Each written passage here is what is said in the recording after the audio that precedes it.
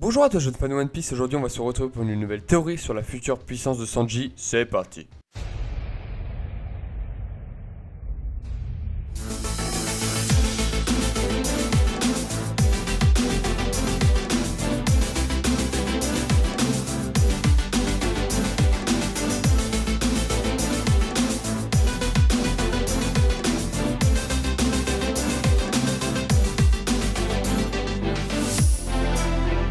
Avant que la vidéo commence, n'hésite pas à t'abonner si tu ne connais pas la chaîne, ça m'encourage énormément. Allez, on est parti. Sur Whole Cake Island, nous avons récemment appris, il y a quand même un an, que Sanji et ses frères ont été génétiquement modifiés pour devenir des super soldats sans émotion à la naissance. Cependant, Sora, la mère de Sanji, a pris des médicaments pour empêcher ses enfants de devenir des monstres. Seul Sanji n'a pas réussi à montrer les résultats de la modification génétique, mais au prix de garder ses émotions contrairement à ses frères. Les conséquences de cela, cependant, étaient énormes, car cela signifie que Sanji devait vivre la majeure partie de son enfance victime d'un échec, enfermé dans un cachot puis rejeté par Judge. Sanji a dû traverser toutes ces épreuves uniquement parce qu'il était considéré comme un humain normal, sans la même disposition et les mêmes capacités physiques que ses frères et sœurs. Sanji est-il vraiment juste un humain normal, et est-ce que ces modifications génétiques ont-elles vraiment échoué? Vous remarquerez que Sanji partage un grand nombre de similitudes avec ses frères. Donc, même si Sanji ne possède pas exactement la même disposition ou les mêmes caractéristiques que ses frères, je pense que ces similitudes prouvent qu'il a également été affecté par les modifications génétiques, mais pas de la même manière que ses frères.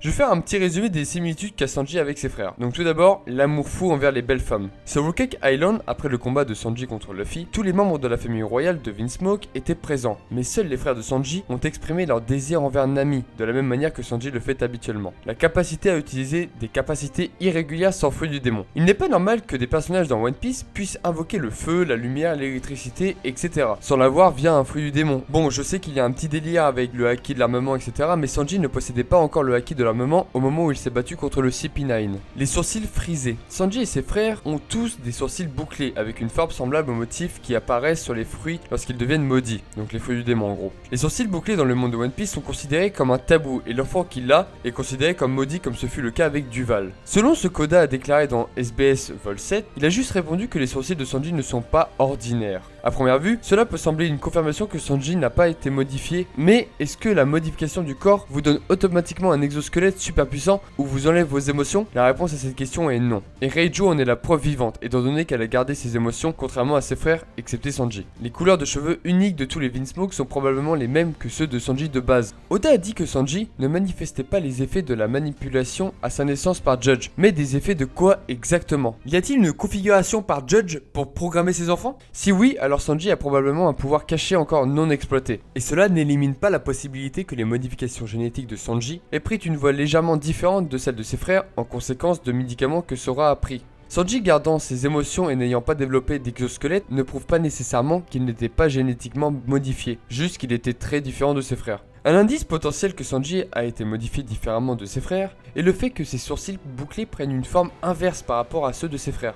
Passons maintenant à l'essentiel de ma théorie, qui est l'éveil de Sanji. Je suis sûr que beaucoup d'entre vous sont familiers avec l'histoire du vilain petit canard, enfin j'espère. Vous avez déjà remarqué que l'histoire de Sanji partage beaucoup de similitudes avec elle, et je ne pense pas que ce soit simplement une coïncidence. Dans les SBS volume 20, pour ceux qui ne savent pas, les SBS c'est une sorte de foire aux questions dans les mangas papier. Oda s'est fait poser la question, quels animaux représenteraient le mieux les Mugiwara? Et le choix d'Oda pour Sanji était un canard domestiqué, qui, je pense personnellement, est un choix très particulier. En jetant un coup d'œil à la page de couverture du chapitre 124, oui ça date d'il y a très longtemps, après les événements de Whole Cake Island, il devient évident que c'était une préfiguration du passé de Sanji. Sur cette image, Sanji porte une boîte avec le mot secret et un autocollant avec le joli Roger des Mugiwara, indiquant que Sanji à l'époque gardait déjà un secret à son équipage. Il est également très intéressant de noter que sur la même page, Oda représente un homme sur l'eau chevauchant une sorte de cygne. Le nom que donne Sanji à Nami la plupart du temps est Nami Swan, et Swan en anglais se traduit par cygne en français. Le personnage de Sanji semble être quelque peu lié au canard et plus particulièrement au cygne, et je ne pense pas que tout ça soit juste une coïncidence. Maintenant,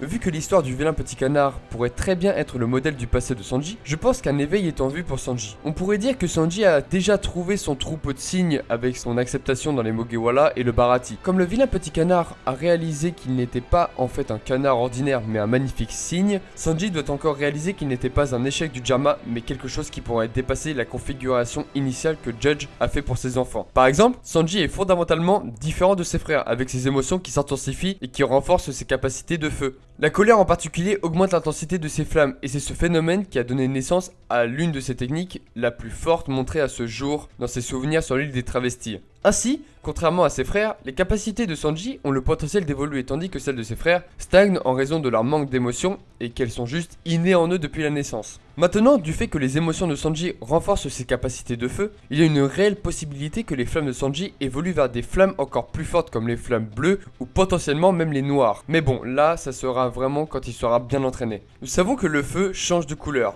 Plus il devient chaud, plus la couleur change, du rouge vers le bleu. Donc si Sanji arrive à contrôler ses émotions et la température de sa Diable Jump, il pourra largement débloquer les flammes bleues. Cependant, du fait que la plupart des épithètes de Sanji ont été liées à la couleur noire jusqu'à présent, jambes noires, tails black, je ne serais pas surpris si cela finit par être des flammes noires et non bleues. Et là, ça sera vraiment juste énorme. Par contre, les flammes bleues ou noires sont assez extrêmes. Elles pourraient potentiellement blesser l'utilisateur lui-même. Alors, est-ce que Oda a fait exprès de mettre une résistance au feu sur les red suits des Jarma? Je ne pense pas. Si quelque chose se produit qui stimule suffisamment les émotions de Sanji pour que ces flammes évoluent, je ne pense pas que cela se terminera comme ça. Et la raison pour laquelle je dis ça, c'est que c'est quelque chose qui s'est déjà produit il y a longtemps sur Thriller Bark. Oui, on parle beaucoup du passé aujourd'hui. Quand Usopp a dit à Sanji qu'Absalom avait regardé Nami sous la douche, il était tellement en colère qu'il a littéralement brûlé et que l'intensité de ses flammes a continué à augmenter. Il semblait se transformer en une sorte de démon. À quoi Zoro a commenté en disant que si l'intensité des flammes de Sanji augmentait encore, il semblait qu'il pouvait se transformer en quelque chose. Personnellement, je pense qu'une transformation potentielle de Sanji dans le futur lui permettrait de porter tous les fruits de ses modifications génétiques qui, je pense, comprendront également une augmentation de résistance en quelque sorte. Étant donné que les capacités de feu de Sanji ont beaucoup plus de potentiel que les capacités de ses frères, je ne serais pas du tout surpris si son équivalent d'exosquelette était également supérieur. Bien que le costume Red Suit fournisse à Sanji un bouclier très résistant dans sa cape pour le protéger contre les coups puissants, il n'augmente pas vraiment la durabilité pendant les combats. De plus, le fort de Sanji n'est pas le haki de l'armement, et il va se battre contre des combattants vraiment résistants et puissants à partir de maintenant, comme Queen, Kaido, etc. Donc je pense qu'une amélioration de la résistance est également sur les cartes pour Sanji. Il y a un point très important à noter également, c'est le discours qu'a fait X-Drake en voyant Sanji dans son armure. Il disait que c'était l'antagoniste principal de l'histoire des Jarma, donc logiquement l'homme le plus fort de Jarma. Un autre point également, c'est lorsque Sanji dévoile sa Red Suit pour la première fois. Law avait l'air très apeuré et surpris que Sanji soit capable d'utiliser cette armure. Il semblerait que cette armure soit la plus forte du Jarma, mais aussi que l'utilisateur soit aussi un homme très puissant. Donc voilà les gars, c'est tout pour cette théorie. Si elle t'a plu, n'hésite pas à t'abonner, laisser un petit like et un commentaire. Et je te dis à la fois prochaine sur la chaîne du grand et Tolio-san. À la prochaine.